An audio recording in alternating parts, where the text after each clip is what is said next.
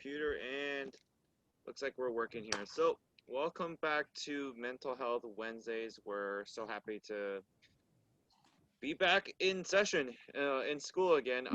We have a very big topic to talk about this week. I think it's the first of a series of three, if that's correct, Yeah. right? Yeah, just the weeks between our November break and our December break, because it was just 3 weeks. I was wondering what could I do with these 3 consecutive weeks, and it's in the name, diversity, equity, and inclusion, DEI. It's a big thing. And those three topics are going to be lightly introduced over the 3 weeks. Absolutely. I think this is a like a perfect time to talk about too as we reflect over the year of 2020. There's been a lot of different things, and um, the just the different terms that you're going to cover, just the idea of diversity itself is a perfect topic to talk about. Yeah. Since it's kind of resurfacing, and we've been tackling different things, different issues, different parts of our history, especially this year and within the prior years too. So I think it's a great topic to talk about with not only our staff but our students as well. And I really appreciate how the video you talked about just our identity and the different categories and groups we kind of associate ourselves with. So yeah, I really appreciated that. Yeah, diversity is a really big topic. And I think when we talk about diversity, we want to go into, yes, we are different and like maybe we're treated differently. And that's something that we can talk about later. Today, I really wanted to talk about diversity and what it means to celebrate our identities. What even are they? Does it matter to have a label of who you are? And truly, once you embrace your own identity, what it means to then be an ally, because you can't really be an ally unless you talk about your own identity and try to figure that stuff out. So with diversity, I mentioned in the video that I want our students to be thinking about what our differences are, the differences between you and your sibling, you and your classmate. It just gets bigger and bigger until we're wondering, what's the differences between me and a person on the other side of the world in India, in Korea. So really cool, really cool stuff in the basis of just what are the differences that people can have between each other. I mentioned being in a group of people where you're all just the same after a while gets Mm. kind of boring. I don't know if you've ever experienced that, Mr. S, just being in a community that is so similar that maybe it gets kind of boring. Yeah, I think there's two levels to that too. I think sometimes what you're used to, yeah, you can definitely get tired of it. But at the same time, maybe you don't know enough about like your background in terms of like specifically for me, I can speak of my bloodline. So my heritage, my ethnicity. I'm Korean specifically. My bloodlines extend from South Korea specifically. Parts of South Korea. My mom is from Jeju Island, and then my dad is from the capital in Seoul. And so maybe I just don't know, like what town they're from, what city they're from specifically. What are some of those things that are traditions and part of the culture within those towns? And more so, maybe more about Korean history. There's a lot of things I've been learning over the last decade. The last 10 years, I've learned so much about just Korean culture in itself that I never knew before. Uh, just like the war, some of our traditions, in terms of like just like food and clothing, some of the phrases, songs that they sing at certain times. Those are all things that maybe we just don't know beyond the surface level. Mm-hmm. So yeah, I think there's two aspects of it. Like maybe we're just comfortable with what we know, and we just getting too bored with it because we've seen, heard, you know, tasted, whatever, all the same stuff for a long time. But who knows if there are other layers to kind of peel back and learn new things about. Yeah, I actually really appreciate you bringing up that there is a flip side to having everyone be similar with you, especially if it's to preserve a culture. Mm, Um, I think that's what I mean when I say that sometimes, uh, oh man, this is also this is getting into like equity almost, but when I mentioned that there are some people who only want people to have the same culture, so we would really you know, when your parents came to America and maybe being Korean was not popular, Hmm. maybe eating the food or speaking the language was not popular, people would say, speak English, speak English. It's kind of like saying, don't be yourself, don't be different, be more like us now that you're here. And I think that's truly we're getting to the point of diversity, which is it is okay that you are Korean, came from a Korean background, have a Korean culture, and you should study that Korean culture, know more about it, celebrate it, and be proud. Yeah. Whenever you go to a place that maybe people are saying, don't be who you are, be more like us, that's when we're seeing oppression. That's when we're seeing people not accepted for who they are, and they're being told that what they are is wrong, bad, something that they have to hide. Be more like us and forget your culture. I have immigrant parents as well, and I am very sad to say that when they came here in America, they stopped practicing their languages. Mm. They did not teach me their languages, and therefore I have lost part of my culture because English was the culture, the language to speak. My parents were looked down on for their accents, and I think that they did not want to pass that on to me. So, in a way, their culture was not embraced, and diversity would have looked like their cultures being embraced so that they could speak English and their language if they could. And that's, I mean, that's a very common dilemma with a lot of people of color, if I may. I think Yeah. it also depends on what environment you're in. If you're a first generation, second generation, third generation, there are some similarities. There are also some differences as well. But like, it's crazy because your own people might not accept you, and then Mm, others might not accept you. So it could be, you know, both or just one or the other. And it's kind of confusing for someone that's in like in the middle, right in the middle. So for example, like for me, like in the same way, my parents wanted me to make sure that I spoke English proficiently and eloquently, and my pronunciation and enunciation was all correct, and the way it sounded, the way it was spelled, so on and so forth. So in essence, I mean, that kind of took more of my attention, more so than my native tongue, which is Korean. And so mm-hmm. because of that, the more English I learned, whether it's writing, reading, speaking, the less I would receive in Korean, and therefore, eventually, when I would run into other Korean people that only spoke Korean, I would Yeah. be looked down upon, and so not, in essence, I wouldn't be accepted by them, by my own people. Now, contrary to that, even though I speak, read, and write English proficiently, I enunciate, pronounce correctly, and all that, people that actually are very much the same on the same level of English or more, or even some people that actually are not as capable, maybe less, even they don't accept me just because the way I look. Yeah. So it's a conundrum. It's quite a interesting situation that many people are put in. But I think it's very important, like you said in the video, uh, for push everyone else aside. Yeah. Identify who you are. Starts with the basic things like, you know, how do you identify in terms of like your gender, age, Mm-hmm. sex, your ethnic background, all Religion, these sexual basic orientation. and Yeah. go from there. Yeah, I think it's very important to start with you. I mean, we always want to Mm-hmm. start with us, no matter what. I think it's best to always kind of read ourselves first, find where we're more comfortable and content with ourselves, and then press forward from there.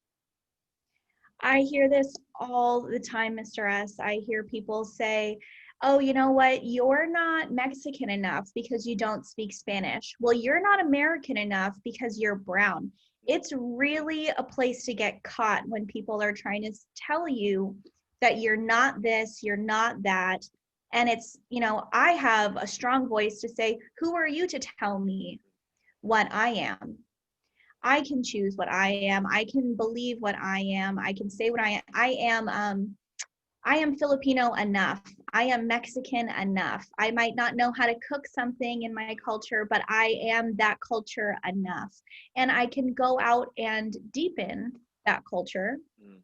but it's not for someone to say that you're not blank enough. And I hear a lot of our students get that flack. And then maybe they get the other side if they're trying to simulate. Well, then you're trying too hard to be white. You know, we hear a lot, or you're trying too hard to be black if you're, associating with a different culture. So one, I just think that it's not fair. It's not right that other people just tell us that we're not enough of one of our identities when we have to be sure about what our identities are. And once we can be sure of what they are, then we can own that, be proud. I can say, even though you don't understand my culture, I understand, and it's enough for me. Race is a big one. And we also hear some of our students struggling with maybe um, identifying proudly that they are a part of the LGBTQ community. And that one is historically, to be part of that community has been very challenging, difficult. The LGBT community has not had the same rights as their straight counterparts, families, and friends.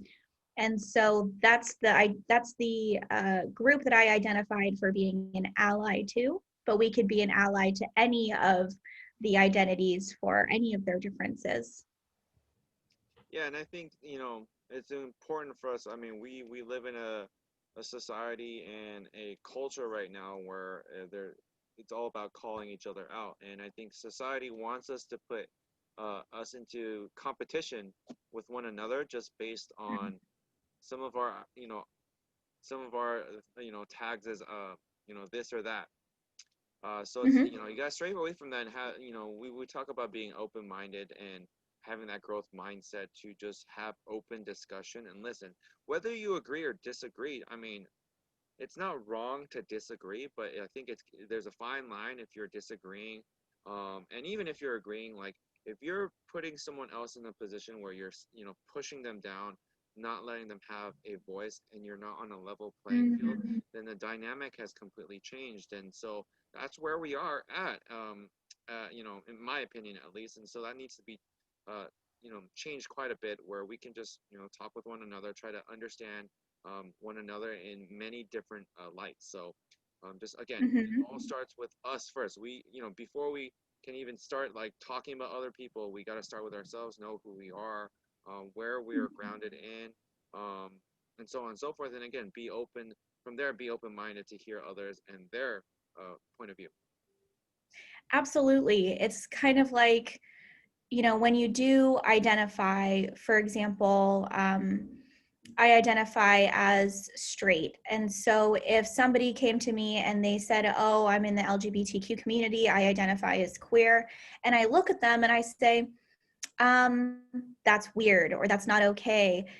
Who am I to say that actually being straight is right or better or the only way to do things? I think that it gets, when you talk about competitive and who's better or what our differences are, if I'm allowed to be straight, I think that other people are allowed to be a part of the LGBTQ community, and therefore I can be an ally. It's very interesting to me that people think that their way of living is the right way of living, and there's no other way of living in their identities. If I'm Christian, it's the only religion, and if somebody is Hindu, they can't be Hindu. They have to be Christian. They're living their life wrong. But someone could so easily say that about me, and that being Christian is wrong. So that's when I bring up that quote by Martin Luther King Jr. that injustice anywhere is a threat to justice everywhere. That just because my groups of people, Filipinos, are not being particularly put in detention facilities to be deported, doesn't mean that it couldn't be our people tomorrow. So I want to fight for everybody to have the same rights, the same positive things that are associated with their identities, as what society has considered so far is the right way or the only way to live, because it's not true. There's too many differences in people for there to be one right way.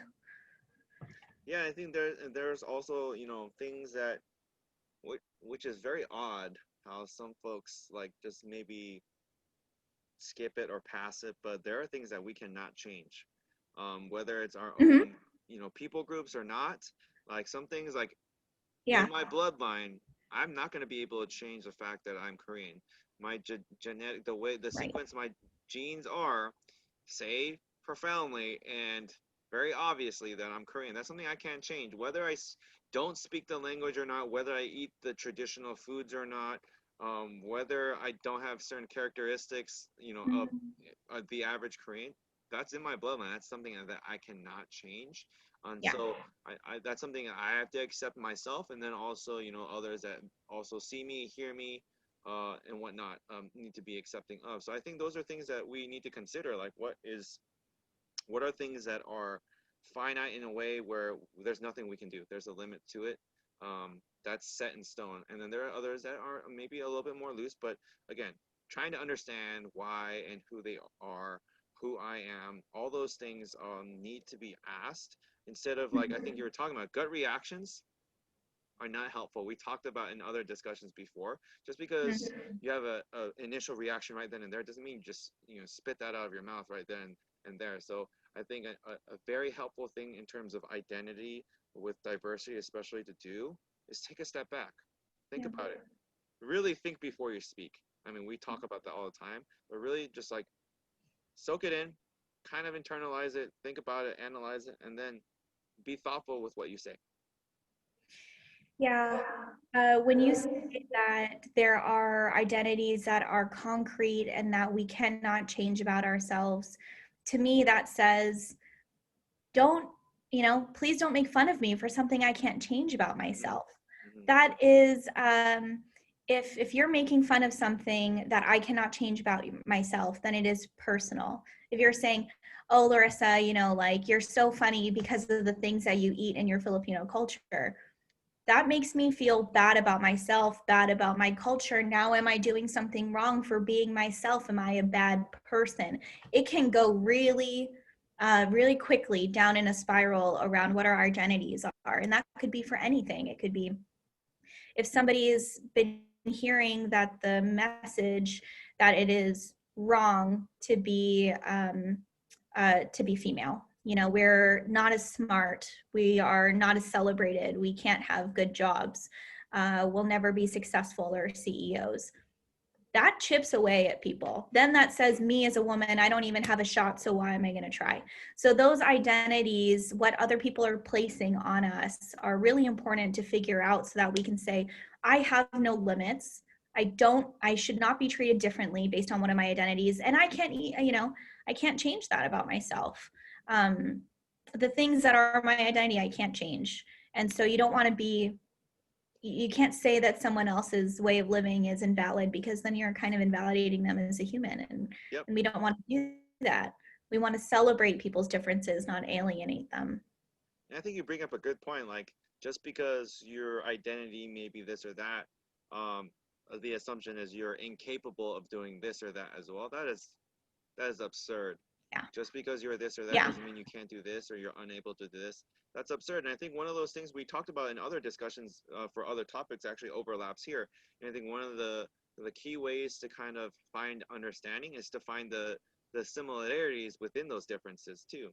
And I Hmm. think if you look at food, for example, food is such a easy gateway to kind of gain a better understanding of cultures, especially. And if you look at, like, across, I'll just give you a couple examples, because I typically, in without a virtual setting, I would actually have a cooking class at the beginning of the year. But, like, Koreans have something called mandu, which is called gyoza, very similar to gyoza in Japanese, which is closest to something called empanadas in a lot of Latina cultures, which is also uh, similar to a lot of other things, like in the Middle Eastern culture, for example. So there are a lot of similarities just in food, and maybe the ingredients might be different, maybe the influences might be different, but there are definitely similarities across people groups, because we are all people, we are all humans. And so that's something I think a Yeah. lot of us should consider, more than honing in on just the differences and seeing differences as something that is bad. So I think that's